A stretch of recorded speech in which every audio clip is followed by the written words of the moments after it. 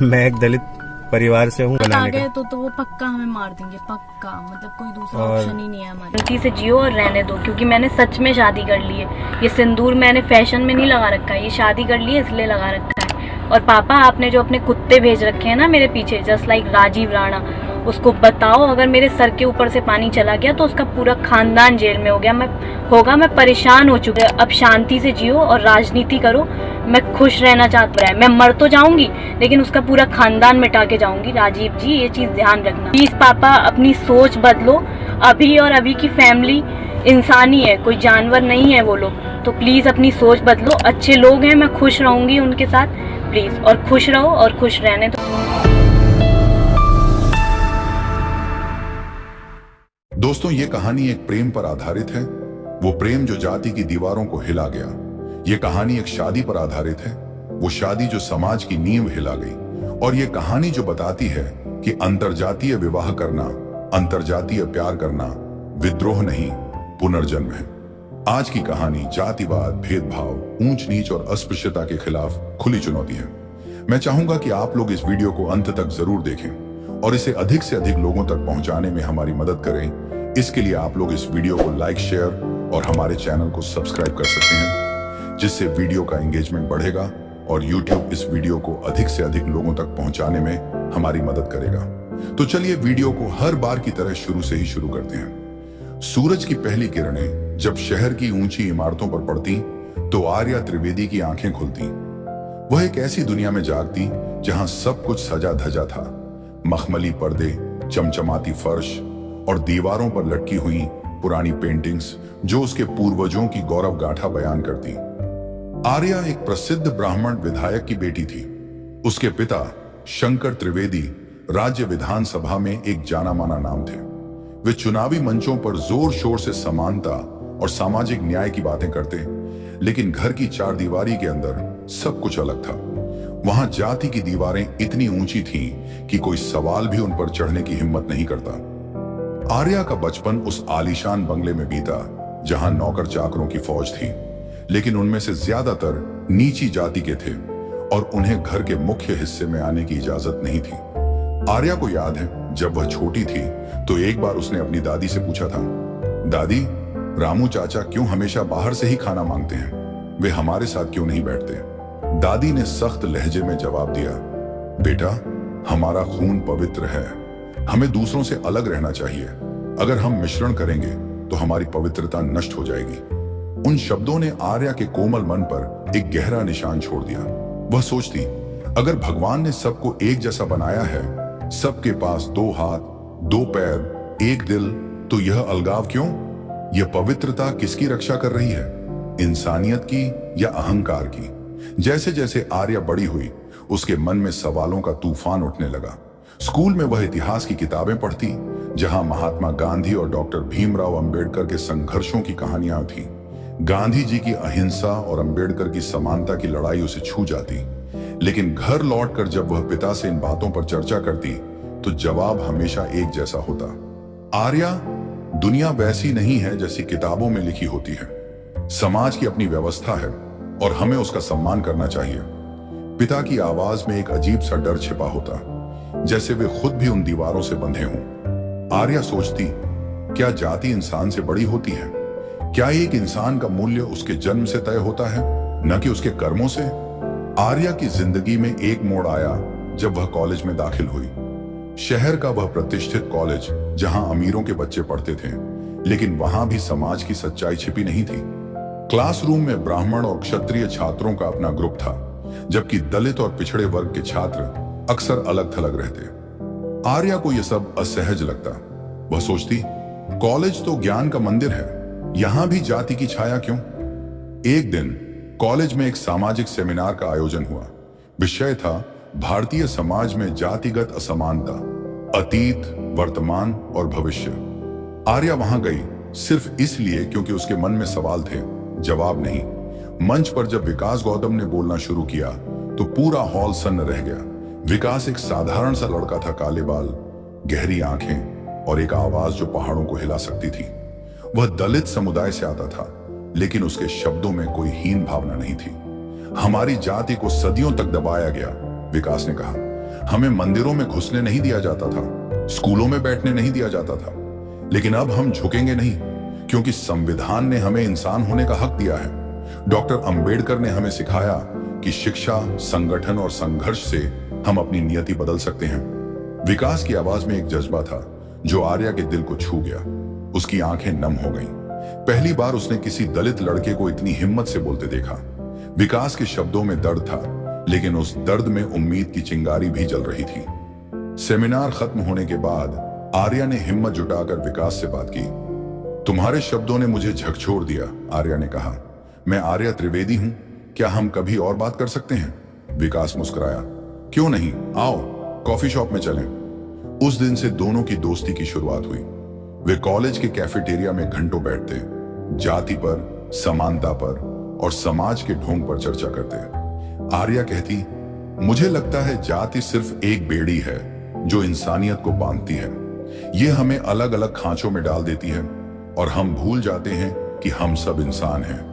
विकास सुनता, फिर जवाब देता, सच है आर्या, लेकिन इस बेड़ी को तोड़ने के लिए साहस चाहिए।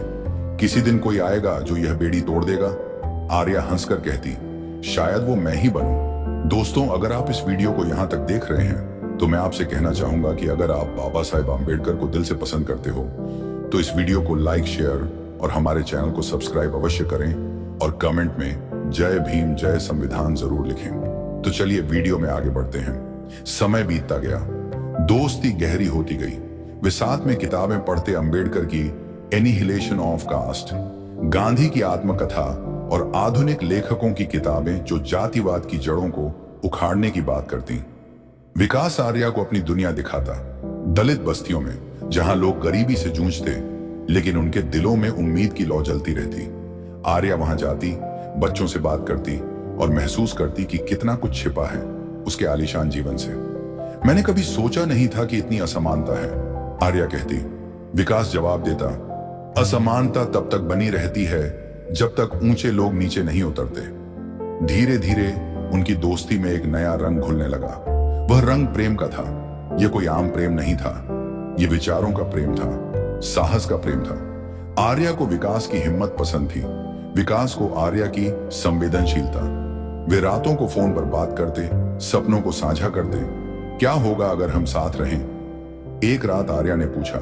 विकास चुप रहा, फिर बोला, समाज हमें स्वीकार नहीं करेगा आर्या। तुम ब्राह्मण हो, मैं दलित। ये जाति की दीवार है जो हमें अलग रखेगी। लेकिन आर्या ने कहा, लड़ाई लड़ने के लिए ही तो जीवन है। मैं तुम्हारे बिना नहीं रह सकती। आर्या को पता था कि यह रिश्ता समाज की नींव हिला देगा। उसके पिता, जो सार्वजनिक जीवन में समानता का ढोंग रचते थे, घर में इसे अपमान कहेंगे, लेकिन प्यार ने उसे साहस दिया। एक शाम जब परिवार डिनर टेबल पर बैठा था, आर्या ने सबके सामने कह दिया, पापा, मैं विकास से प्यार करती हूं, हम साथ रहना चाहते हैं। कमरे में सन्नाटा छा गया। शंकर त्रिवेदी का चेहरा लाल हो गया। क्या बकवास है ये आर्या, तू मेरे खून की नहीं लगती, हमारी इज्जत मिट्टी में मिला देगी तू। मां रोने लगी, दादी ने श्राप दी, लेकिन आर्या डटी रही। पापा, मैं आपकी इज्जत नहीं तोड़ रही, मैं मनुष्य होने का अधिकार निभा रही हूं, जाति के बंधनों से ऊपर उठ रही हूं। उस रात घर में तूफान मच गया। पिता ने उसे घर से निकालने की धमकी दी। आर्या ने आंखों में आंसू लिए अपना बैग पैक किया। सिर्फ कुछ कपड़े, किताबें और डॉक्टर अंबेडकर की एक छोटी सी तस्वीर। वह बाहर निकली, विकास के पास गई। अब हम साथ हैं, विकास ने उसे गले लगाते हुए कहा। आर्या ने महसूस किया कि यह जागृति की शुरुआत है, एक ऐसी जागृति जो न सिर्फ उसकी जिंदगी बदलेगी बल्कि समाज को भी झकझोरेगी। लेकिन यह सफर आसान नहीं था। घर छोड़ने के बाद आर्या को दुनिया की सच्चाई का सामना करना पड़ा। वह और विकास एक छोटे से किराए के कमरे में रहने लगे। आर्या, जो कभी आलीशान जीवन जीती थी, अब खुद खाना बनाती, कपड़े धोती। लेकिन इन सब में उसे आजादी का स्वाद मिला। यह जीवन असली है, वह विकास से कहती।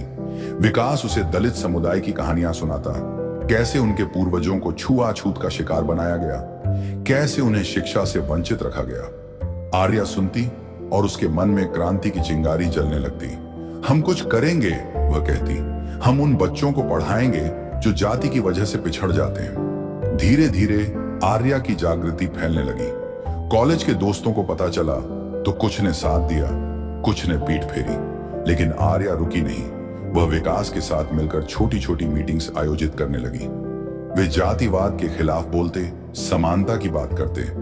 एक दिन एक स्थानीय अखबार ने उनकी कहानी छापी, विधायक की बेटी ने अपनाया दलित जीवन। खबर फैल गई, लोग बातें करने लगे। कुछ ने सराहा, कुछ ने गालियां दी, लेकिन आर्या के मन में अब डर नहीं था। वह जानती थी कि यह जागृति का पहला कदम है, एक ऐसा कदम जो समाज की सदियों पुरानी जड़ों को हिला देगा। आर्या की जागृति सिर्फ बाहरी नहीं थी, वह भीतरी भी थी। रातों को जब वह सोती तो सपनों में अपने बचपन की यादें आती। वह देखती कि कैसे उसके पिता चुनावी रैलियों में एक भारत श्रेष्ठ भारत का नारा लगाते, लेकिन घर में दलित नौकरों को नीचा दिखाते। वह सोचती, क्या यह ढोंग है या डर? एक रात विकास से बात करते हुए उसने कहा, मुझे लगता है मेरे पिता भी अंदर से जानते हैं कि गलत है, लेकिन समाज का दबाव उन्हें रोकता है। विकास ने जवाब दिया, शायद, लेकिन तुमने तो वह दबाव तोड़ दिया। तुम अब एक मिसाल हो। समय के साथ आर्या की जागृति ने उसे बदल दिया। वह लड़की नहीं रही जो सवाल पूछती थी, बल्कि वह जवाब देने वाली बन गई। वह और विकास साथ में घूमते, लोगों से मिलते और जातिवाद की कहानियां सुनते।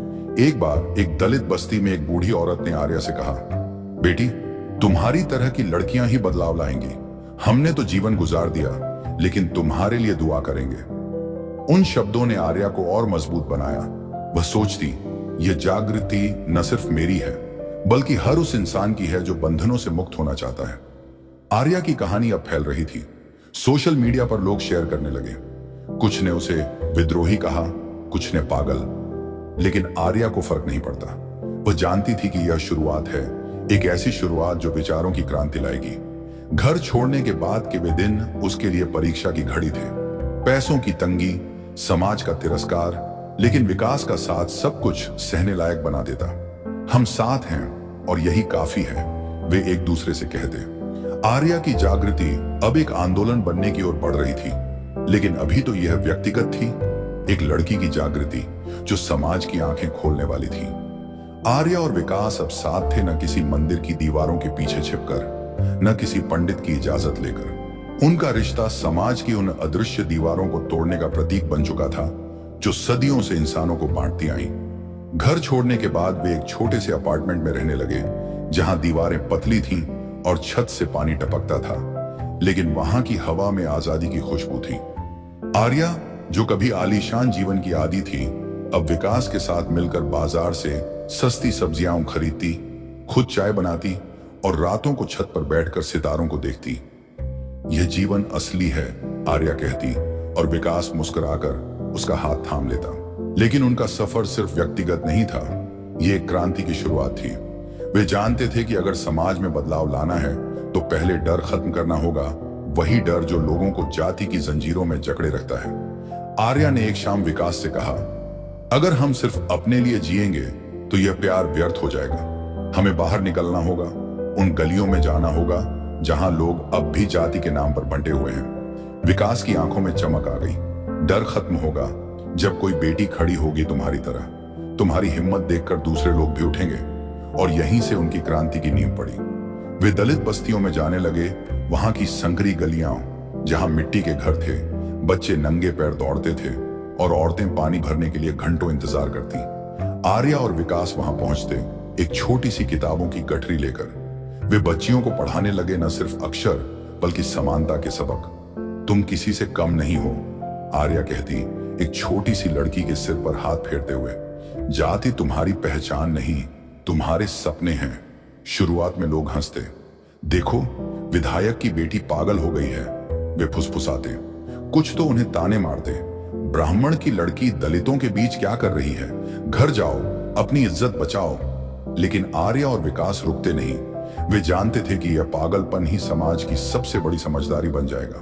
धीरे धीरे बस्ती की औरतें उनके पास आने लगी। एक बुजुर्ग महिला जिसका नाम लक्ष्मी था ने एक दिन आर्या से कहा, बेटी, हमने तो जीवन भर सहा है, हमारे पति को काम नहीं मिलता क्योंकि हम दलित हैं, लेकिन तुम्हारी तरह की लड़कियां देखकर लगता है बदलाव आएगा।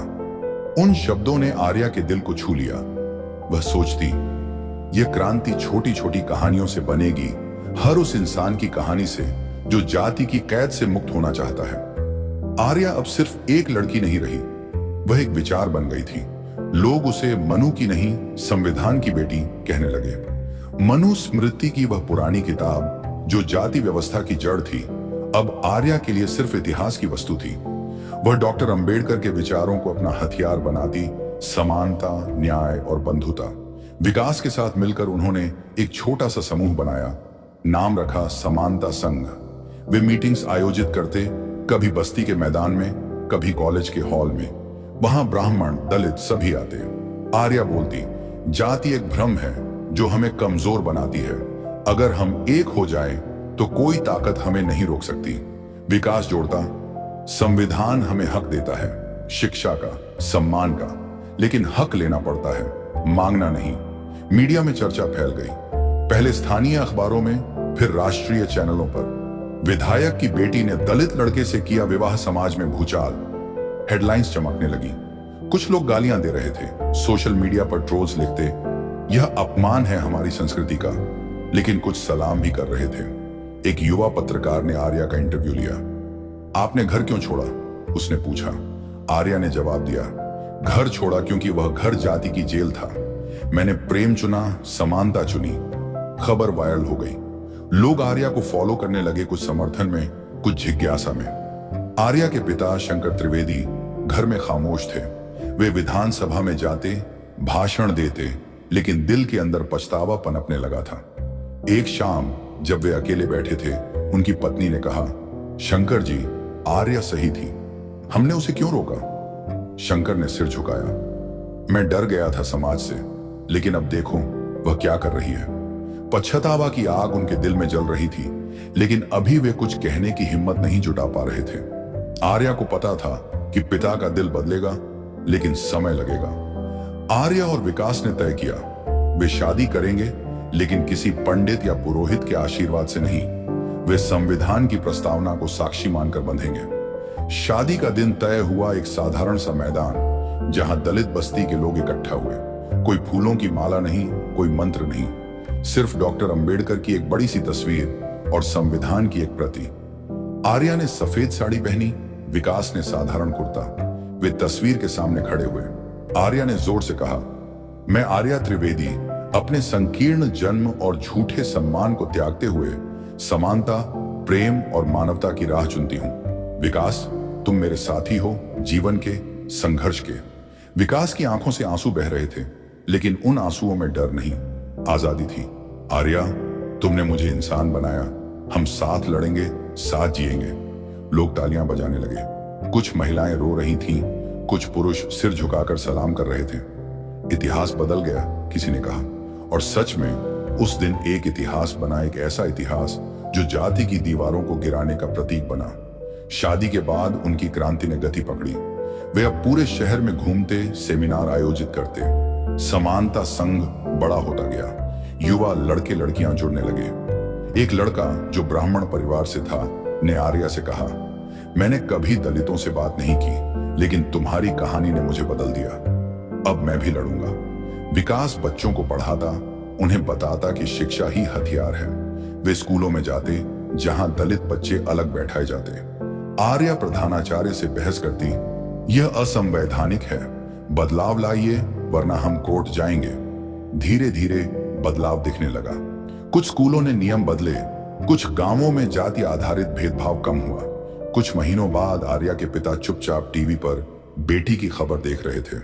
एंकर कह रही थी, विधायक की बेटी आर्या त्रिवेदी ने जाति के खिलाफ सामाजिक आंदोलन छेड़ दिया है। उनका समानता संघ अब हजारों सदस्यों का हो चुका है। शंकर त्रिवेदी की आंखें भीग गईं। उन्होंने धीरे से कहा, मैंने उसे रोकने की कोशिश की थी, पर आज वो वहीं पहुंच गई है जहां मुझे होना चाहिए था। उस रात उन्होंने आर्या को फोन किया, बेटी मुझे माफ कर दो, वे बोले। आर्या रो पड़ी, पापा आप आइए हमारे साथ। और अगले दिन शंकर त्रिवेदी ने विधानसभा में एक भाषण दिया, जातिवाद के खिलाफ। मेरी बेटी ने मुझे सिखाया कि समानता सिर्फ शब्द नहीं, जीवन है। खबरों में हलचल मच गई। अब क्रांति राजनीति तक पहुंच गई थी। आर्या की क्रांति अब रुकने वाली नहीं थी। वे गांव गांव जाते, लोगों से बात करते। एक गांव में जहां दलितों को मंदिर में घुसने नहीं दिया जाता था, आर्या ने धरना दिया। विकास उसके साथ खड़ा था। पुलिस आई, लेकिन लोग इतने इकट्ठा हो गए कि कुछ नहीं कर सकी। आखिरकार मंदिर के द्वार खुल गए। यह जीत सबकी है, आर्या ने कहा। मीडिया ने इसे आर्या की क्रांति कहा, लेकिन आर्या जानती थी कि यह विचारों की क्रांति है, एक ऐसी क्रांति जो दिलों को बदल रही है। समय बीतता गया। समानता संघ अब एक राष्ट्रीय आंदोलन बन चुका था। आर्या और विकास को सम्मान मिलने लगे, कुछ एनजीओ से, कुछ सरकार से। लेकिन वे रुके नहीं। वे अब अंतरजातीय विवाहों को प्रोत्साहित करते, लड़कियों को स्वावलंबी बनाते। एक दिन एक युवा जोड़े ने उनसे कहा, आपकी वजह से हमने शादी की, जाति को तोड़ा। आर्या मुस्कुराई। यह मेरी नहीं, आपकी क्रांति है। कहानी का अंत आर्या के इन शब्दों से होता है, जाति के नाम पर बंटा हुआ समाज कभी इंसानियत को नहीं समझ सकता। मैंने जो किया वो विद्रोह नहीं, पुनर्जन्म है, इंसान बनकर जीने का पुनर्जन्म। और पृष्ठभूमि में आवाज आती है। यह कहानी सिर्फ आर्या की नहीं है, यह हर उस लड़की की कहानी है जो जन्म से नहीं, विचार से ऊंची बनती है। आर्या और विकास की क्रांति जारी रही। वे जानते थे कि रास्ता लंबा है, लेकिन हर कदम एक नई जागृति लाता है। समाज में भूचाल मचा, लेकिन वह भूचाल बदलाव का था, एक ऐसे समाज का जहां प्रेम जाति से ऊपर हो। आर्या अब एक प्रतीक थी, विकास उसकी ताकत। साथ में वे दुनिया बदल रहे थे, एक विचार, एक क्रांति की तरह। दोस्तों, आपको यह कहानी कैसी लगी? इस कहानी से आपने क्या सीखा? आप अपना ओपिनियन कमेंट करके हम तक जरूर पहुंचाएं। हमें आपके विचारों का इंतजार रहेगा। अगर आपने वीडियो को यहां तक देखा तो मैं आपसे कहना चाहूंगा कि कमेंट में जय भीम जय संविधान जरूर लिखें। वीडियो पसंद आई हो तो वीडियो को लाइक, शेयर और हमारे चैनल को सब्सक्राइब कर सकते हैं। वीडियो को यहां तक देखने के लिए आपका बहुत बहुत आभार।